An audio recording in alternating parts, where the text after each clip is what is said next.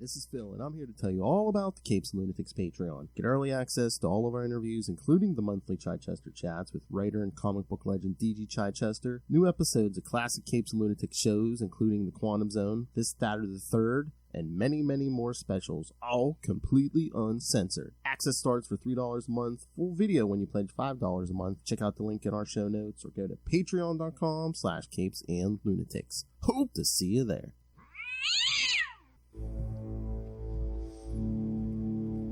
That's right, kids. Welcome back to another episode of Marvel Tales and Meow May.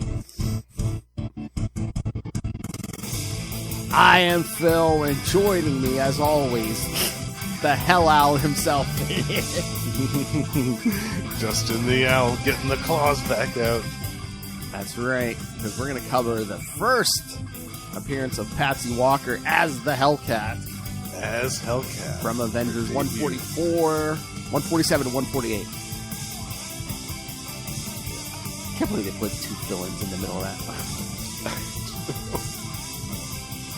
Yeah. Well, that was back in the day when they're like, we don't have an issue this month.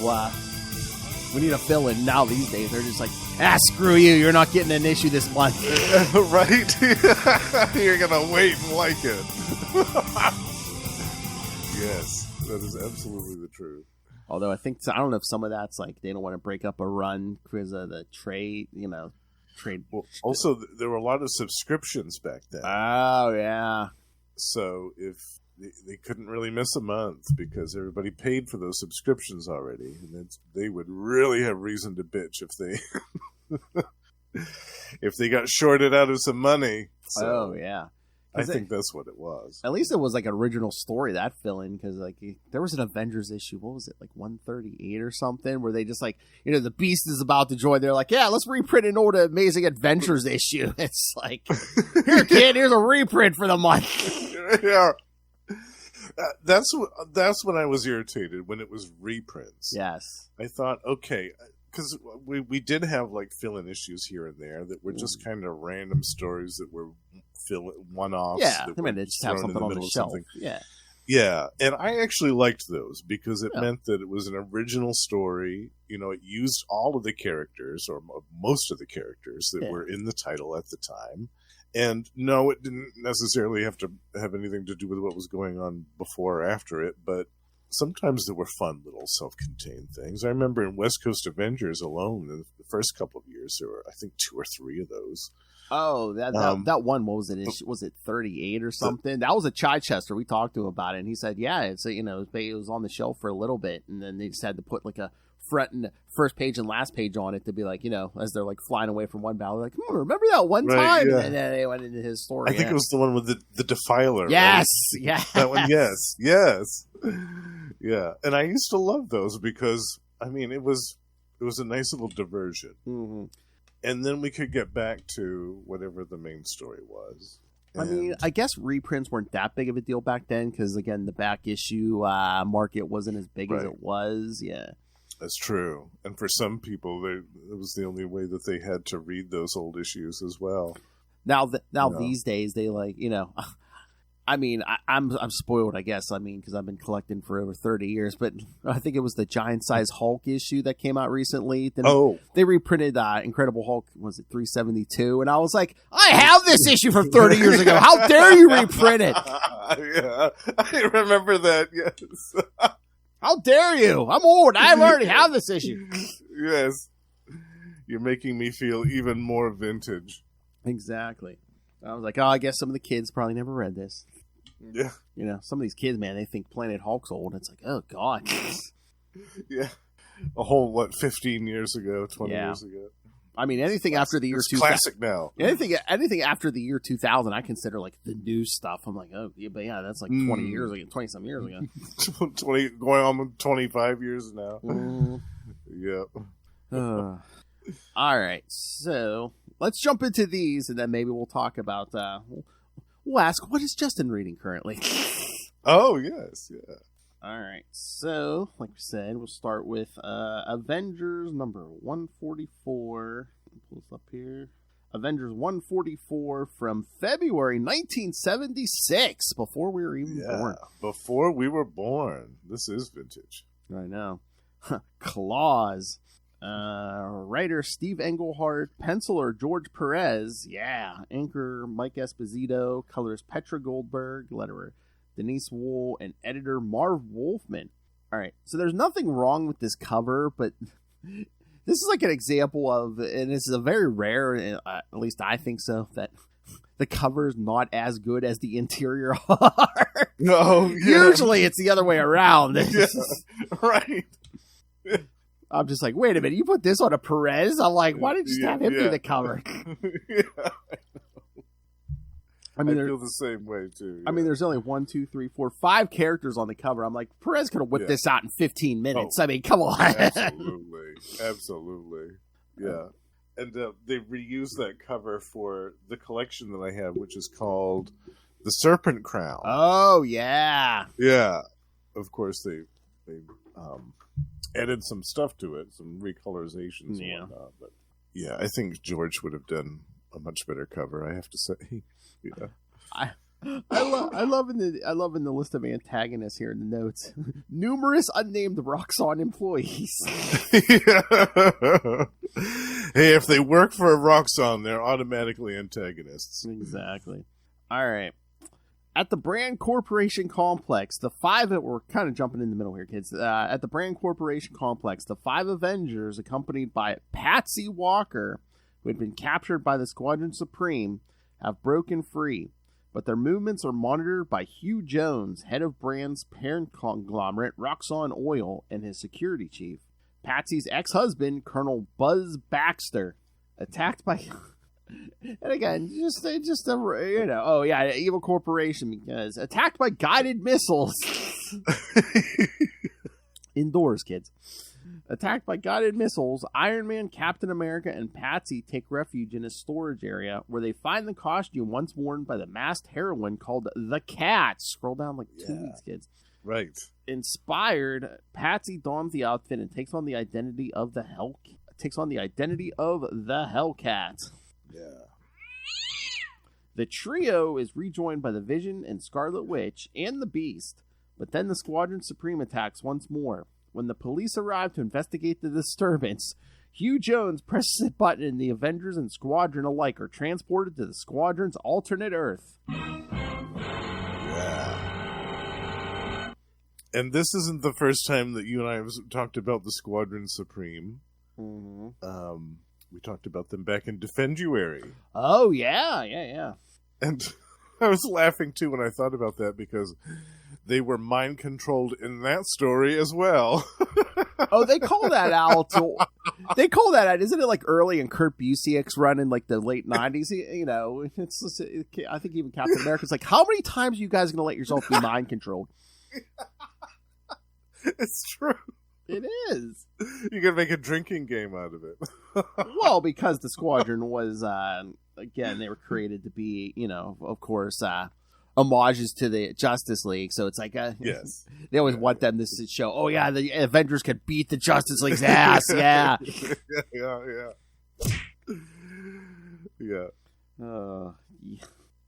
Yeah. So.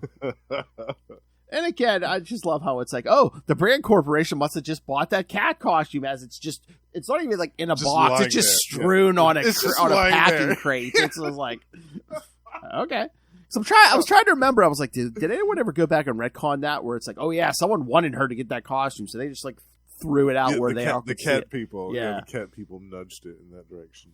Or what if there was like a secret Roxxon agent that was using the cat costume in the meantime? Yeah. And they just kind of left it there because, they were in a hurry or something. And that's a whole untold story that we have yet to see. Oh, that would have been funny if they would have been like, oh yeah, all of a sudden the cat went bad, but yeah, and then they like... Yeah. Yeah. Yep. But I love that full page spread where she puts on the costume for the first time. That is wonderful. Oh, yeah. Yeah, that's so good. Oh, this is so good, like early Perez art and stuff. Yeah. It's so good. And I really had no clue who Patsy Walker was up to that point. Mm-hmm. Like, I didn't know about her past comic book stuff. I had no clue who this new character was. Reading this. Yes, turned out she was an old character. Yeah, it turned out she'd been around for a while, and she had this past. And it was nice, too, because they had that little detail about her past in this issue. Mm-hmm. A little bit of origin stuff, how she kind of idolized superheroes and things like that, and wanted to be a superhero herself. She had a crush on Reed Richards. She had a crush on Reed Richards. I was like, "Oh, Patsy, you can do better than that." All the young girls had a crush on Reed Richards, but only one was fortunate enough to marry him. Only one was young enough. He's like, sorry, redhead. I'm in the underage blondes. Yes, I'm into blondes who can disappear. Oh, hello, Russell. Meow. Hi, Russell.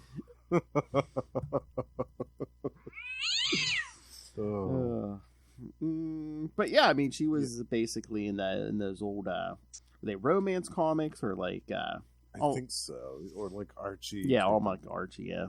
Yeah, type of things. Yeah. Yeah, and that was cool. And there was also a little origin thing of the cat in this issue. Yes, yeah, and I do like that they called out where it's like, oh yeah, she only showed up like 4 or 5 times and disappeared. She dropped out of sight. Because again, at this point, nobody knows it was Tigress. So. Right, and they threw in a panel of her team up with Spider-Man, which I liked when they were fighting Mankiller. I thought, oh, that's great, love that. Well, yeah, it wasn't hard to show all her appearances because that series was only 4 issues long. Yeah, and then she showed up at Marvel Team Up once. Yeah, that's it. And I love the editor's note where it's just like yeah, they don't know, but you know, yes, that she became Tigra the Werewoman. Yeah, Tigra the Werewoman, which we covered in the last episode. And even Patsy's like, I know wherever she's at, she didn't chicken out. Yeah.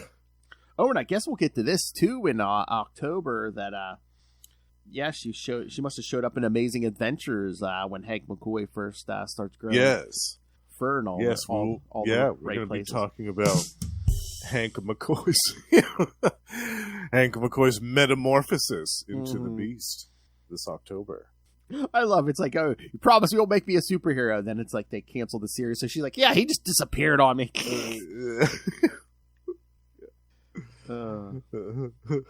Yeah, a lot of flashbacks here. Yeah, because kind of get the origin of the original cat and Patsy's origin and her past with this dude Buzz Baxter, who turns out to be a monumental piece of crap. More alliteration. Stan would be proud. Yes. Or maybe wait a minute. What did it Stan write some of that Patsy Walker stuff back in the day? Maybe he did name Buzz Baxter. Yeah. Maybe. Because was he from her original comic? Yeah. Maybe Buzz Baxter is one of his original creations. And remember, he had his own costumed alias. Later on, he became Mad Dog. Mad yeah. Mad Dog. I forgot that was the same guy. Yeah. I forgot all about Mad Dog. Oh my God! You know what we have to cover one day. We say this every episode, but that Captain America run, like was it around 411 or so, when Cap and Falcon and Diamondback infiltrate AIM Island, and Cap's like disguised as Crossbones, and so he doesn't blow his cover. He has to fight all those super villains in the ring. I think isn't it maybe Cersei or somebody that puts an enchantment on him that disguises him as Crossbones? Yeah, but it's like a limited time. Like the duration of the spell was only a certain amount of time, so he had a time limit on how long he could do this. Yeah, because they went in like the skeleton crew. Like Cap was Crossbones, and Diamondback I think was Mother Knight. Yeah, Mother Knight. Yeah, I think Falcon was like Jack-o'-lantern. Yeah. And then the spell wore off like right in the middle of everything. Oh yeah, we got to cover that because it was just Grunwald flexing his muscles, saying, "Oh, man, look at all these cannon fodder I remember." Yeah.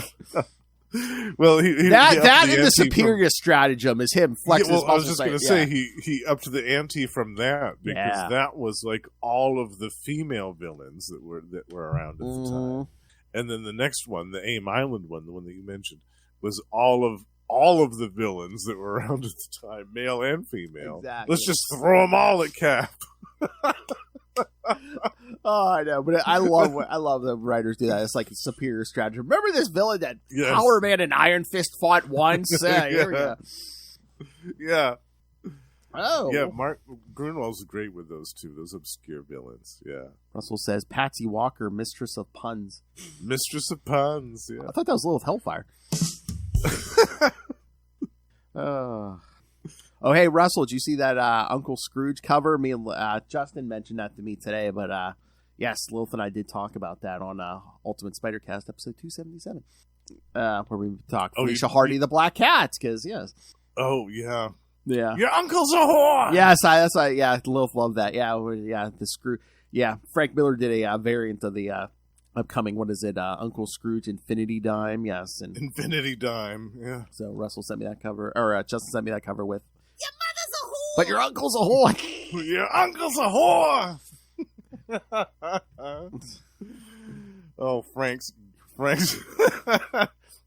definitely not disappointing us with the entertainment. It wasn't the best, Russell, but like me and Lilith were saying, it's better than that Wolverine cover he did recently. The Wolverine, yeah, in the Daredevil, yeah. The Daredevil one, yeah. Wasn't there another one? Oh, yeah, he did a couple. I forget what it might have been something. Yeah, but yeah, the Uncle Scrooge is not nowhere near as offensive as those ones. Yeah. Yes. Yeah. Maybe because it's a duck. I don't know. Lightyear's better than Wolverine. Yes. Yes. Absolutely. Okay, so hold on. Let's get back to this. Yeah, I love the whole. Yeah, we're gonna just shoot guided missiles indoors at these. Well, again, I guess they were. Yeah. The complex was big. Wasn't it like, half a mile away? These missiles are shooting at the Avengers. What could possibly go wrong? Mm-hmm. But yeah, like you said, that's a great splash page. Yeah, that's so good. That would make a great poster too. Mm. Yeah. Well, again, early Perez. Yeah. Yeah. And speaking of which, I love that even in his early artwork, we have those great background effects that he used to add to action panels. Mm. I can't really describe like what the effect is, but it's really unique to him. Like it's his own thing. And there's a few panels in this issue where he does that. It's so lovely. Yeah. But yeah, luckily the Avengers had a female with them that was willing to strip down and become a new superhero. Yeah. That was convenient. At the time too, they were like the Avengers were doing like this membership drive thing, right? Where they were looking for new talent. They were looking for new members. Well, yeah, I know around like 137 or so. Yeah, that's when Beast comes in. Moondragon, who we kind of see real quickly in this issue. Yeah, because her and Thor and Hawkeye are back in the Old West. Yeah. Yeah, doing their own thing with the Rawhide Kid or whatever his name is. Yeah. Oh, Two Gun. Yep. Two Gun. Yeah. Yep. But then he's going to come to the present with them, and Hawkeye's like, I'm going to leave the Avengers. Yes. Again. I love the look on Thor's face when Hawkeye says that. Yeah. It looked like Hawkeye took a dump on his front stoop. He's just like, what? Took a fart in his general direction. I thought you were the bowman, not the bow, man. If your aim is so good, aim that somewhere else. Oh, nice. Moondragon's got the same look on her face. She looks like all of her startled. senses are equally assaulted by that. Hawkeye's just blaming it on the horse. Rusty! Oh, nice! Stop feeding him beefaroni, Clint. Nice! Oh my God! Lilith and I have been talking this because I've been watching it. We're probably going to do a Salty and Petty on it eventually. Have you ever watched Curb Your Enthusiasm? Oh God, yeah. I'm just watching it for the first time. I'm just on. I'm a couple of episodes into season 8 because I'm flying through. Oh, nice. Lil's like, "Are you already?" I'm like, "Man, this thing's good." You've been binging that, wow. Yeah, because this is the first time I'm watching it. Yeah, because I said season 7 was great. It's like getting another Seinfeld episode. Yes. The eye toilet. I love that. I love that show so much. The first season has some of my favorites, like the Beloved Ant one. Oh, yeah. The obituary. Yes. I was rolling about that. But yeah, that series is pretty good. The Larry David sandwich. That was another one that killed me. Oh, Richard Lewis stole it. Yeah. Yeah. Capers and lox and onions and sable and whitefish. I was losing it. I had tears running down my face. I was laughing. Yeah, what's the last one I just watched? It was, he's dating the hostess, and he's like, she gives her the $60. He's like, when someone return it. Return it. Oh, that show's so good. I'm glad you started it. Yeah, I think we're going to do a retrospective on it once I get done. Yeah. Yeah. Because the final season, I think, is going now. Is it done, or is it going now? I think it's still going, maybe. Or maybe it's done. But I know it started. I was like, yeah, nice. 12 seasons. Nice. Yeah. Oh, and then at the end of this, like we said, as the two teams start to fight, they get thrown onto the squadron. I love next day battle royal crisis on Other Earth. Crisis on Other Earth. Yeah, they're really playing with those puns. Yeah. Yeah. Well done. But yeah, what I was talking about was that panel where Iron Man grabs Captain America and Patsy and kind of rescues both of them, like that action panel, like that effect that's in the background of that panel. Like to me, that one. Yeah, that effect in the background. To me, that's like classic George Perez right there. Oh yeah. Like, whenever I see that, I immediately know that it's him, and it makes me happy every time because it's uniquely his stamp thing. I just love it. And I don't know. I guess I kind of forgot. I always thought Perez was Perez from day one. Again, this art is excellent. I love this art, but I think he even refines it. He refines it more as time goes on. Yeah, definitely. Yeah. I think probably around Teen Titans with Marvel. Early 80s, yeah, probably. Yeah. I think that was really when he kind of hit his stride and figured out what his style, really, he wanted his style to be, I think. I was about to say, I thought he enhanced his art over time, but I think he's enhancing Patsy Walker in this one. Yeah, she definitely had some enhancements. Yeah. Look at a little top heavy here. Look at a little top heavy here. And I love this whole, maybe you can wear the costume. Oh, wait, no, that was a mistake. No. You're just a girl. And the time frame, of course. It's like, not after what happened to Bucky and Roscoe. I'm like, oh, God. Oh, Roscoe. Because, again, that was in the middle of that Nomad story. That's right. Which we'll mention again, but yeah.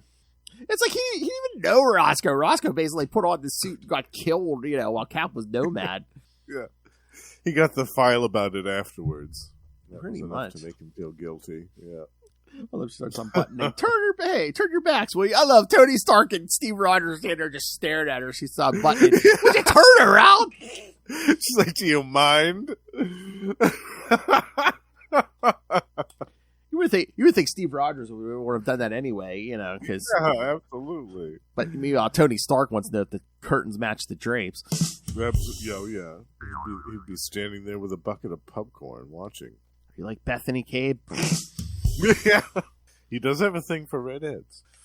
Tony Stark is anything. Natasha. Natasha. Yeah, but Tony Stark has a type. Yeah, anything with a pulse and a vagina. Well, that is true. But there is a recurrency of redheads in amongst his past. Yeah. All right. So, anything else on this one? No, I like this. I remember the first time I read it. I kind of wish that she had gotten the costume earlier on in the issue so we could have seen her in action more. But I guess that's what they were saving the next issue for. You had to wait a couple issues to see that. Yeah. Well, the next issue of this story, I should say. Yeah. I love that old couple. They see the missiles go flying through the ceiling. They're like, we better call the cops.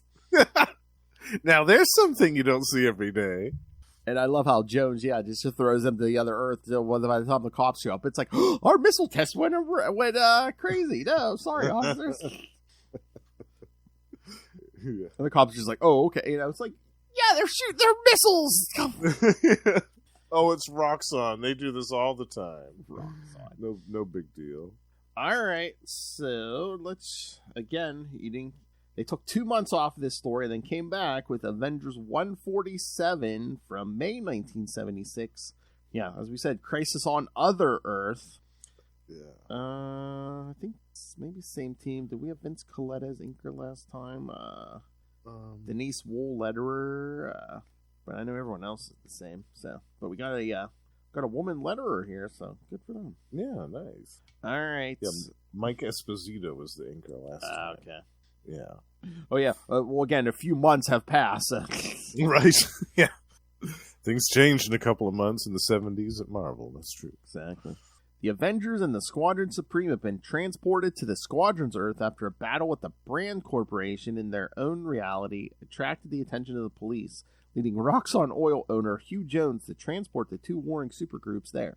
Their battle resumes in earnest. The Squadron makes the opening salvo and easily defeat the Avengers just as the military and the President of the United States arrive. The President, Nelson Rockefeller... God, Noel Tate, where are you? I would expect Noel to have some words about that. Appears before them wearing this reality's version of the Serpent Crown and demands their immediate surrender. Captain America recognizes the Serpent Crown from his previous encounter with the cursed item, and it goes to explain why the Squadron Supreme is fighting against them as they are under the Crown's evil influence. While the other Avengers are held at gunpoint, the Vision uses his phasing powers to render himself completely invisible so that he can get close to Rockefeller and take the Serpent Crown, tossing it to Wanda as she threatens to destroy the crown if they are not let free. Rockefeller, not wishing the crown to be destroyed, allows the Avengers to flee. Needing a plan, Rockefeller uses his mental link with Hugh Jones on the Avengers world to figure out what to do next. As the Avengers flee, the Scarlet Witch begins to succumb to the influences of the Serpent Crown, and while the other Avengers are not looking, passes out in the streets. Vision is the first one to notice and goes to her rescue, followed by Hellcat and the others. Meanwhile, back on the Avengers' homeworld, Hawkeye, Thor, Moondragon, and the Two-Gun Kid return to the present following their battle against Kang in the year 1873. Sure enough, Hawkeye quits the group, and he and Two-Gun race off to wrestle up some wild horses. Is that what we're calling it now? Oh, my. Brokeback Mountain.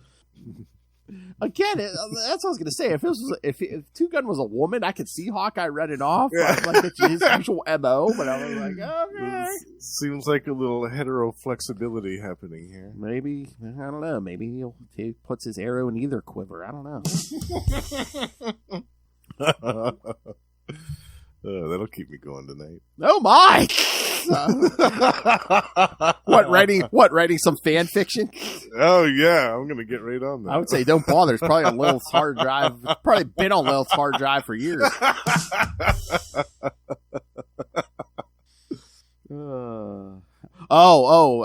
gotta tell you the joke we just came up with. She was talking about her sex bots again, and how it'll be better than dealing with icky humans. And I said, Lilith, if you build it, you will come. And she says she's still with that for the advertising. Yes, that is a perfect slogan for those.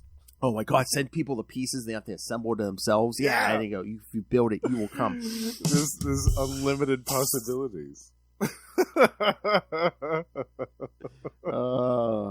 That's fantastic. While back on the Squadron's Earth, the Vision checks on the Scarlet Witch to find that the Serpent Crown's influence is starting to have an effect on her. Just then, Hyperion, Lady Lark, and Golden Archer round the corner and walk right into the Scarlet Witch. Every time I see Golden Archer, I just think Golden Arches. I'm like, I'd be so funny. Call me Big Mac. Oh, nice. I was gonna say, I can see him being the mascot for McDonald's on that Earth. Yeah. Yeah. He's got a sponsorship. They round the corner and walk right into the Scarlet Witch. When Hyperion grabs the Hex-powered mutant, it sends the Vision into a fury, and although he has the upper hand, the Squadron's greater numbers soon outmatch him. As Wanda battles the Serpent Crown's influences, the Squadron underestimates the Vision's density powers, and he soon takes down Golden Archer and then Hyperion. When Lady Lark attempts to use her sonic powers against the Vision, she is hit from behind by the Scarlet Witch, who has managed to fight off the Serpent Crown's control and comes to the rescue of her husband. With the battle over and their love reaffirmed, the Vision and Scarlet Witch travel off to reunite with their comrades. All right, so thoughts? I love this issue. I love it so much. The whole fact that on no matter what planet you're on, the Serpent Crown is a problem. Oh yeah, but I do. Our Earth, the Squadron Supreme's Earth, every Earth. Yeah. But I love how it's like, yeah, it's trying to take over multiple Earths, because they even say, Rockefeller's even saying on this Earth, he's like, oh yeah, well, the Jones sent them here from their Earth, because we have our situation under control, and they would like their Earth to be have the same situation we do. Yeah. And there was a lovely little sequence in here too, where there's a couple that are sunbathing on top of a building, and there's some shadows that go over the top of them as they're sunbathing, and that startle them as they awake. And their names are Lois and Lonnie. Yes! I just love that. I think that's absolutely terrific. Oh, yeah, because they even say on page 22, Hyperion exclaims, Helium and Argon. Helium and Argon are two of the periodic table of elements noble gases, along with Krypton. Oh, yes. Yeah. So, yeah. And again, yes, Crisis on Other Earth is an homage to, Justice League of America, Silver Age stories like Crisis on Earth 1. 1, 2, 3, 4, 5, 6. Exactly. Yeah. But yeah, I mean, again, I guess it's like unfortunately a timeless thing. Cause was it this issue or the next one where they're just like, yeah, they slowly took over this Earth. Rockefeller and the others basically. It's just like but made the people just like, oh, it's business as usual, as they slowly started taking over little by little. I'm just like, that's kind of scary. That could be said about the real world.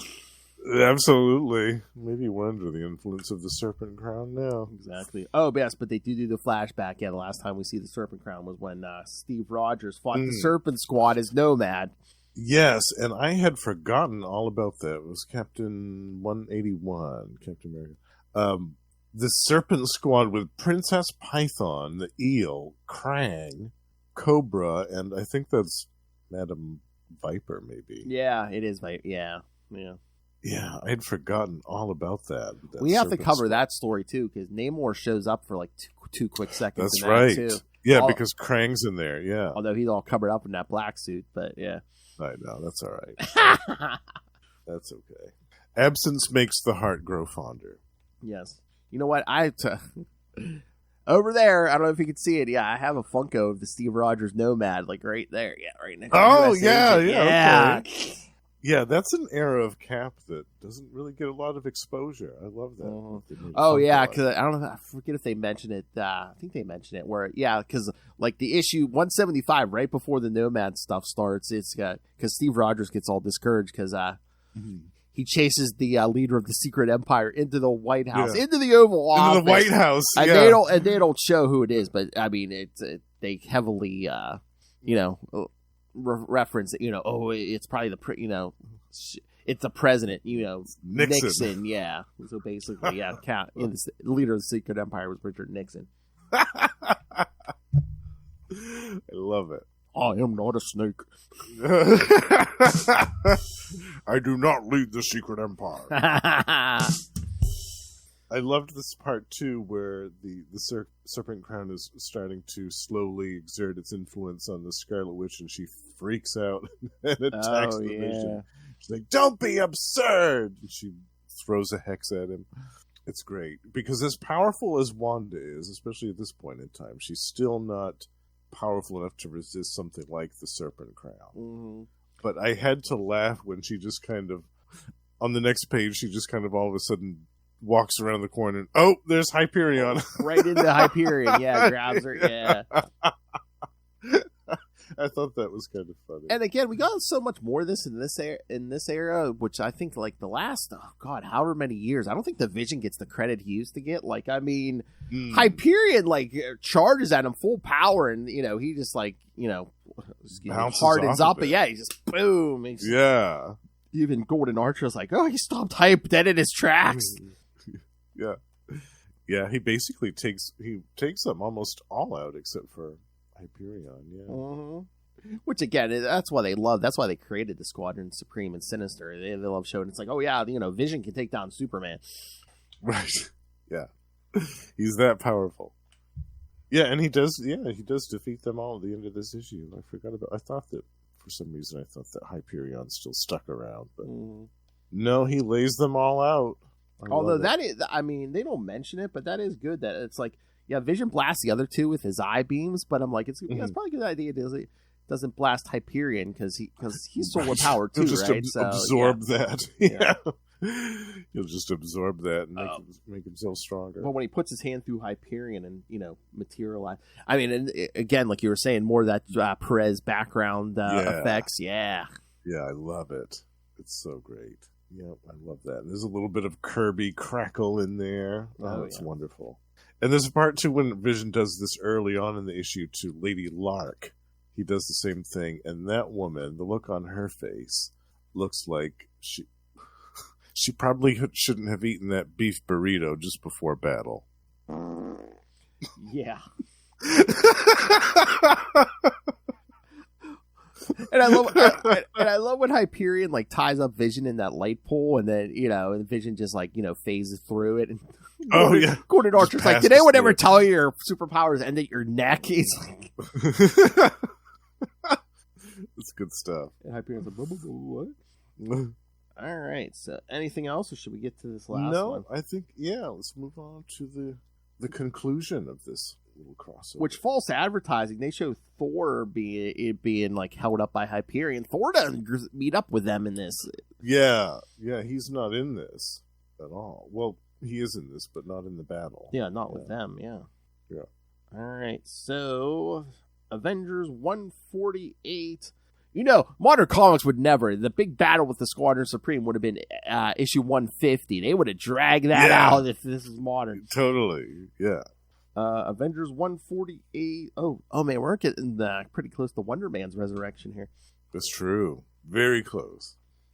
All right, so Avengers 148, June 1976. 20,000 Leagues Under Justice.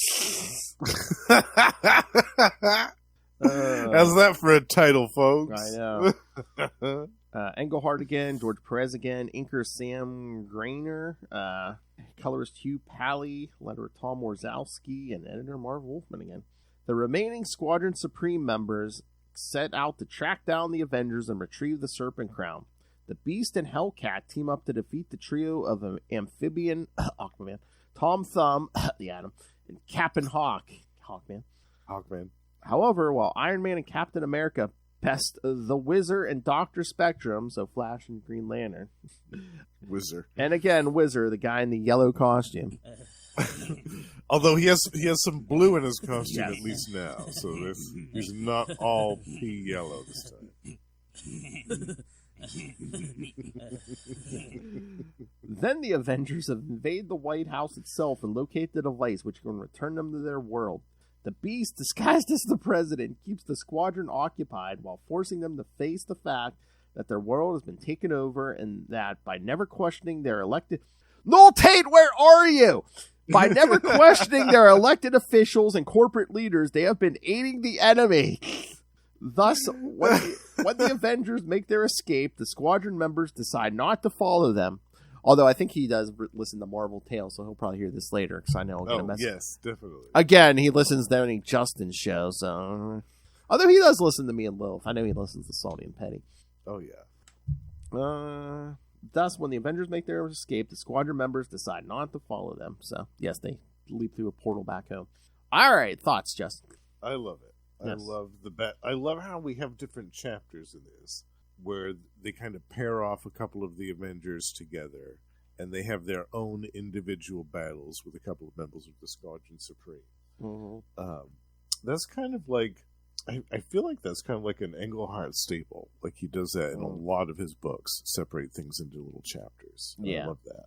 And did you catch the homage on page 1? Because they used to do this in old Justice League issues with the heads. Yes, with the heads on the side. Totally. Yeah, absolutely.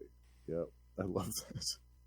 Even if Moondragon and Thor weren't involved with what was going on in the story. Exactly. Well, they still showed up over there. They appear in the issue. They are Avengers, yes. That's true. Yeah, no, I love this. And I love the little battle that Beast and Hellcat had with Amphibian and Tom Thumb.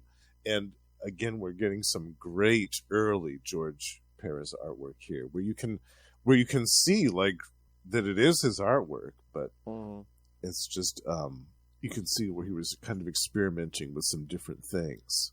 Yeah, it's like early on in his career. Maybe it's just I think it's a different inker, but yeah, this issue looks more like George Perez art than that first issue. Again, none of them were bad; they're all good. But this last issue looks like the definitive George Perez style more than the other ones. And again, maybe it's the inker. I don't know. I don't know. The only problem I have is I know it's a big thing. You know, we got two big groups battling it out, but it's like I wish we would have got more Hellcat after that big thing in the first issue. Can you hear me? Can you hear me now? Uh-oh. Damn you, Nelson Rockefeller! Did you take Justin out, Nelson Rockefeller? Justin Liao, can you hear me? All right, we have technical difficulties at the moment, kids. But yeah, there's a lot. I mean, there was good action last time, but there's a lot of action this time. Like the Beast and Hellcat battling, Cap and Iron Man are with them, but battling Cap and Hawk and Tom Thumb and Amphibian just crawling out of the sewer. We'll get the water somewhere. And then like we said, yeah, Thor and Mockingbird, Moondragon are in this issue, but they're only in 4 panels. So, because she's like, "Oh, you're a god. Why are you slumming with these humans?" She's like, "None of them are as strong as you." So, and again, I don't know if that's just the thing where she trying to, because for a while Moondragon was on a kick there to I don't know, find herself like a really powerful cosmic mate. I mean, in the 90s, she was after Quasar, and I don't know if this was her thinking, "Oh, I'm worthy of a god," It's like, "Oh, hey, let's leave and start something up." I don't know, but yeah, I mean, again, it's Moondragon. She's a hero, but it's like she always seems like she's causing trouble. Like she's trying to foist her affections on characters, or now she's trying to get Thor to leave the Avengers, and yeah, I don't know. She's powerful, but I don't know. A lot of times she seems like she's more trouble than she's worth. And yes, the portal back to the Avengers Earth was in the White House. Yeah, Rockefeller kept it close. And Hyperion wants. Justin the Owl. Ooh. Hello, you there? Hello. I'm back, I think. Yeah, I hear you. Yeah, I was saying. Internet issues. Okay. I was saying, yeah. I mean, Thor and Moondragon only show up in 4 panels in this issue. Oh yeah, yeah. And it's her trying to cause her usual trouble. She's like, "What do you need the Avengers for? You need to leave the Avengers. You're stronger than all of them, even Iron Man." She says that he's slumming. He's slumming it by hanging out with the Avengers. And this man does not take kindly to that. He's like, "What?" Well, that's what I know. Well, that's what I said. I'm like, is this her going after, there was a point there, several points where she wanted to be with some highly like a very cosmic mate, like when she's after Quasar in the 90s and stuff. Quasar, yeah. And I think that, this was really early on in her development as a character, so I don't think they had quite figured out what to do with her yet. And again, I think she's pretty new to the ways of male-female interaction, and because basically, as a kid, she's brought to what's that? Oh, Titan, and basically just studied. Yeah, the priest of Palma basically raised her, and so she kind of felt that she wasn't human because she had no real interaction with humanity at all. She thought she was better than human. Yeah. She's a goddess. Yeah. I'm better than humans. What is this, old Hellfire? I always liked Moondragon. I really liked her. I thought she was an interesting, complex character, and I felt like she went through a lot of different kind of metamorphoses over the years, and I forgot about this here. I love when Beast had the disguises. He had the thing, like the rubber masks and stuff. We'll get to that when we cover Amazing Adventures, but yeah. I love that when they use Beast's hidden talent for acting. And then that last panel where they're all going home, Steve Rogers seems to lose his sleeves. Yes, oops. It's a little breezy.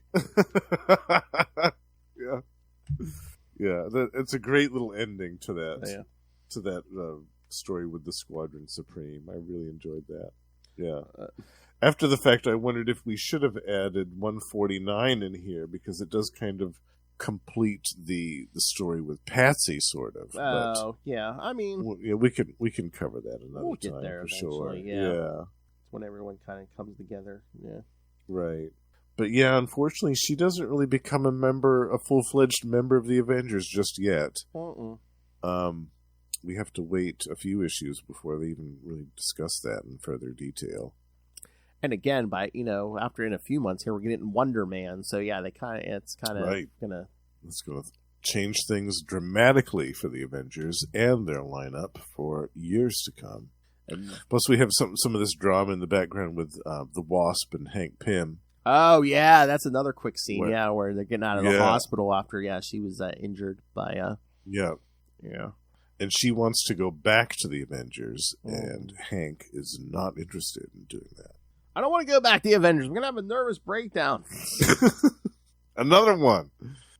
Oh, we always threaten it for like an April Fool's, but oh my God, you and Lil should pull the trigger one day on a Hank Pym, at least like a one-off, keep your Pym hand strong. Oh, to cover the Yellow Jacket one? No, we didn't. We didn't do it. We were talking about it. Yeah, no, but we never pulled the trigger on a Hank Pym episode. Yeah, we might have to do that. We can do that here somewhere. Yeah, definitely. Whoa! Hello, Ray. Purr. Oh, hey, Ray. That's a lot of head. Whoa! Whoa! Whoa! Whoa! Whoa! Jeez. Well, that's the hard master for you. A couple of bowls down the gob. All right. So, any final thoughts on these, Justin? Like I said, I love the early George Perez artwork. I love the Steve Englehart script. I love the Squadron Supreme again. Are always great. Just really in whatever story that we see them turn up in. They're always used really well. And they're used really well here. I love the fact that it's the Serpent Crown is the cause of the problems in this story. That's always and we'll be talking actually later on this year. We'll be talking a lot about the Serpent Crown on Marvel Tales. So it's also fitting that we discussed it in this episode. Yes, Atlantis attacks, kids. Yeah, you might say we'll be talking about it all summer long. And yeah, of course, the debut of Patsy as Hellcat is really the highlight, and really the reason why I wanted to do these issues was because it's such a important moment when she finally puts on that costume and becomes the superhero that she wanted to be. Yeah, it's great stuff. I don't know. I'm just staring at that right above us in the middle there. That's that panel where Patsy puts on the suit. Yeah, for that play. I mean, I don't know. Some of that shading. I don't know. It looks like something's poking through there. There's some definite glass cutters poking through there. Yeah, that brand room looked like it was pretty cold there. Yeah. They have the AC going. Oh, Brands is so evil, man. I'm surprised they didn't have they're not selling the video of Patsy changing. Yeah.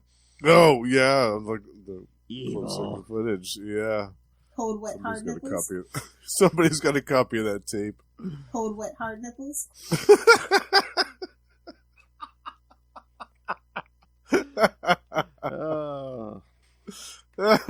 That drop is, of course, when Lilith and I covered the first Tobey Maguire Spider-Man movie and the Kristen Dunst in the rain scene. Yes. Cold, wet, hard nipples.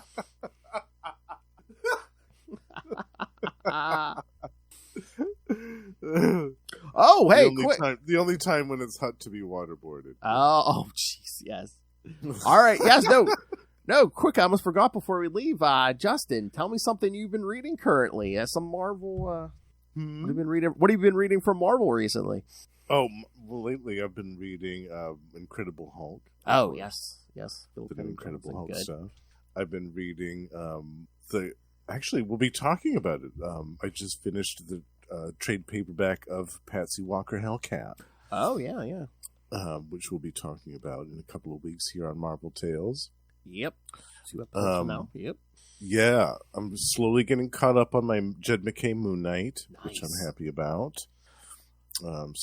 Did you read Blood Hunt? Blood Hunt #1 came out this week. No, I still have to. Yeah, I'm working my way up to Blood Hunt. That's the next thing. Yeah. But I'm excited for that. I'm obviously not going to get all of the issues that encompass Blood Hunt. But Yeah, I'm going to excited pick and about choose some too, of them. because there's a lot there. Yeah. Yeah, I'm excited about a handful of them that look interesting. Yeah. Yeah, I'm really excited about this. I love, of course, I'm a sucker for the horror stuff. Mhm. So for me, a horror event is definitely up my alley. Oh. So you don't know the shock ending of Blood Hunt #1, okay? Oh no, I don't know. No, No, okay. no. I'm not going to spoil that, especially you or anyone else hasn't read that. Yeah, you need to experience it. Oh, okay. Yeah. I think Russell read that, and he said that it was a nice surprise. So Okay. yeah, I'll have to check that out. Yeah, and I'm also really looking forward to the new X comics that are coming out Yes. this summer. Yes. Yeah, some more Jed McKay, some Gail Simone. Yeah. The new X-Force looks amazing. I'm waiting to see who the new X Factor lineup is going to be. I don't think that's been announced yet. There's Storm and Jean Grey solos, and of course Wolverine. Yeah. Wolverine. Yep. Yeah. I'm really excited. Yeah. Yes. I've been off the X train for a long time. Well, yeah, I was gonna say I know Krakoa was a little much for a long time. So. Yeah, but even before that, for me, yeah. So I'm a little tentative, dipping my toes back into the pond. But I'm with these creators at the helm. I feel much more confident about picking these up and not feeling confused or agitated by things that have happened in the recent past. So. That's what I said. Jed's got the monopoly now. He's going to be writing X-Men. He's writing Avengers. Yeah. Yes. Doctor Strange. Moon Knight. Yeah. It's wonderful. All he needs is a spider book, and there's no stopping Yeah. him. Yeah. Fantastic Four, too. Yes. You gotta throw that in there. I would love to see his take on Fantastic Four. Yeah. Damn it, Marvel, give him an Alpha Flight book. Oh, Yes. Wonder if Alpha Flight's going to show up in his X-Men book. Oh. He said he loves Alpha Flight. Yeah. Maybe.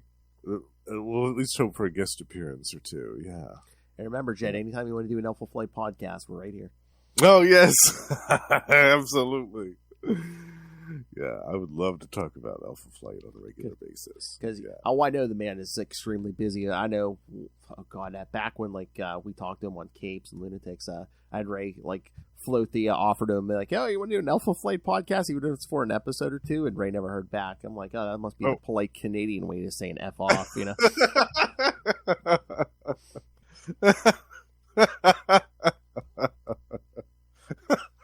No time for your garbage, eh? All right. Anything else, Justin?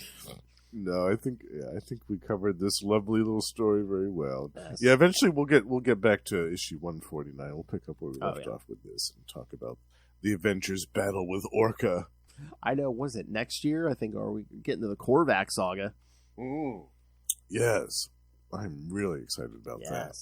That's probably my favorite Avengers story of all time. I'm trying to remember where. Oh, I think the next Avengers thing we're covering is in June. I think the whole time bubble with Dr. Druid. Oh yes, yeah, we're getting that's kids. coming up. Yeah. We're doing a 2-episode time bubble special. Yeah, first with those Avengers issues, then the Fantastic Four. When Iron Man and Thor hit your ride. Yes, very nice. Walt Simonson. Yes, yeah, good stuff. All right, so bring up the schedule here. But yes, next time you can send feedback after the fact, but we're about to after this record the next episode like usual. So send the feedback anyway. Yeah, exactly. Yeah. Hell, send feedback for this episode. I mean, come on, Elson Rockefeller, come on. Yeah. I know somebody's got thoughts on that. Come on. Yeah, and I know there's a bunch of Patsy Walker Hellcat fans out there. We talked Nelson Rockefeller and Evil Nixon. I mean, come on. You little tape, this was built for you. You were built for this little tape.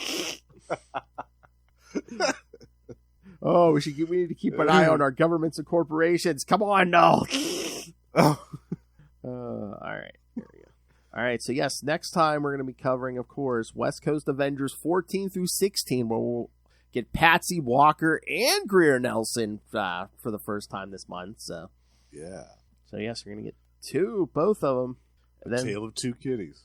Oh, nice. And then, of course, yes, in 2 weeks, we'll wrap up the month with, as Justin said, a newer pick. Yes, Hellcat, the 5-issue series from last year to 2023. So yeah, that was a good one. And then, yes, like I said, the most recent thing we've covered on Marvel Tales. Heck yeah.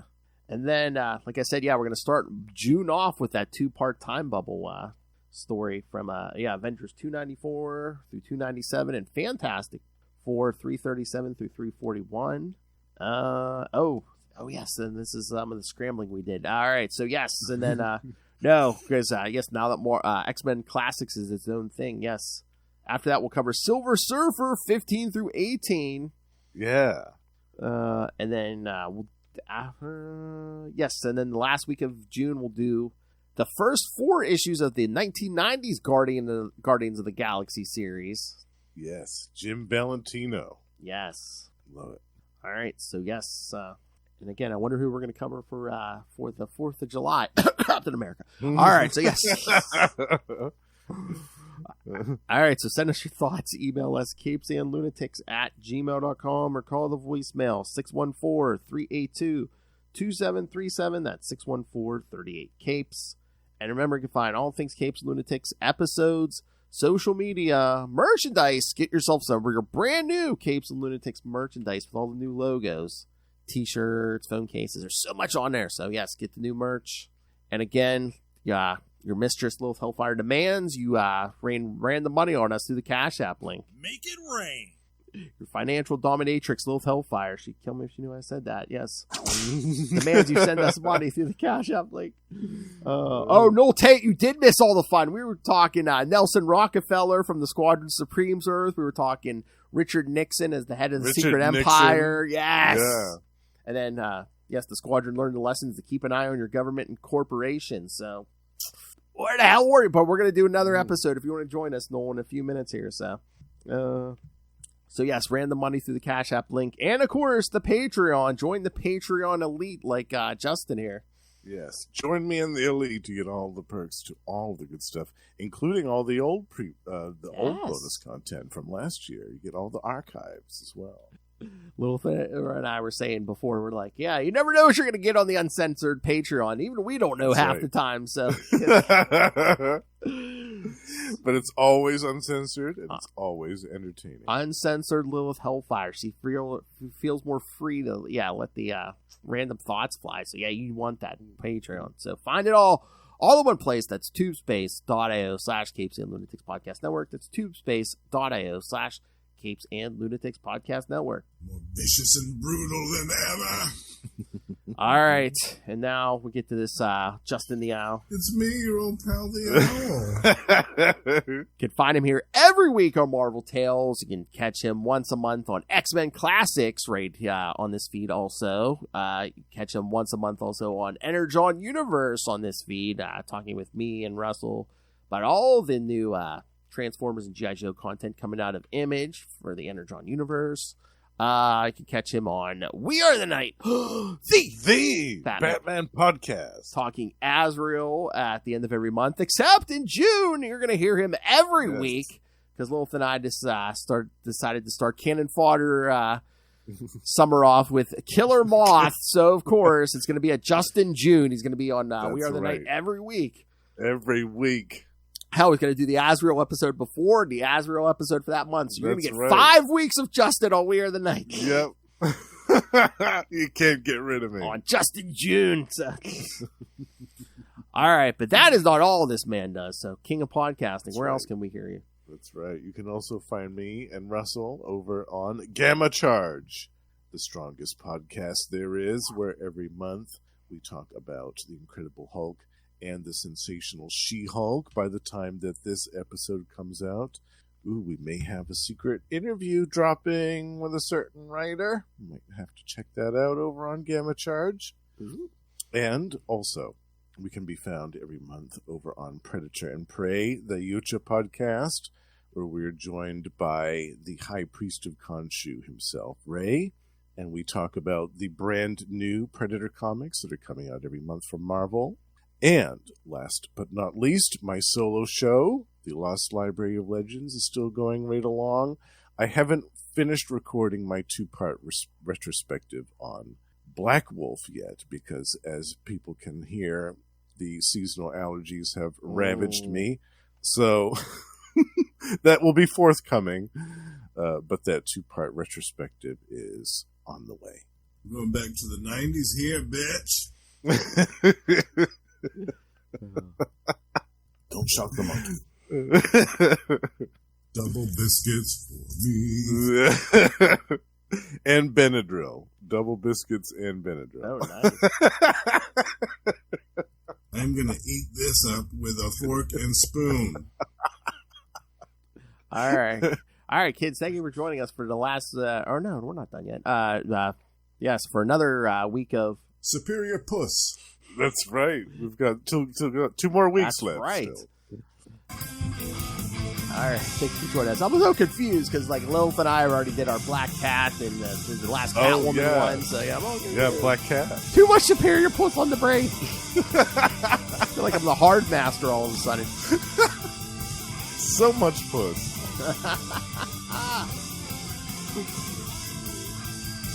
Yeah, come on, where's our Tigra feedback, Ray?